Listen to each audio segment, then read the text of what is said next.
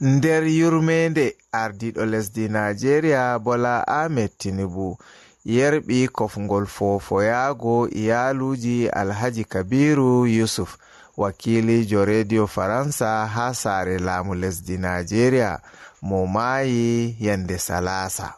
Alhaji Kabiru Yusuf jayndiyankejo kastaɗo latino wakilijo jaygol Trayom ha gallure Abuja. Foddeko o huwana Radio France International wakkere Hausankore. Alhaji Kabiru waɗi kombi duuɓi 23 ɗo huwa iga fada lesdi Najeriya wato Aso Rock. Nder andinore nde bolwowo etana ardiɗo lesdi Najeriya Musta'ajuri Ngelale waɗani jungo wi Tinubu yurmini be mayde Alhaji Kabiru.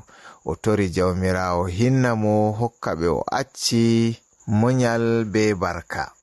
Andinore man ɓesdi wi'ugo wurdere nde Alhaji Kabiru ɗacci hosan wakkati foddeko nde sukke, ngam o laati hunde fonditiggo on ha wakkere kuuɗe jayndiyankeku.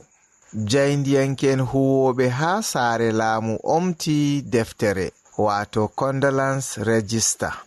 Nder waɗuɓe jungo ha dow deftere mai ni woodi ministajo sakol kubaruji lesdi Najeriya Alhaji Muhammad Idris be nanta hadimijo Tinubu dow ko larani kubaruji. Nonnon bo attajirijo lesdi Najeriya kastaɗo wato Alhaji Aliko Dangote fu waɗi jungo ha deftere condolence register man.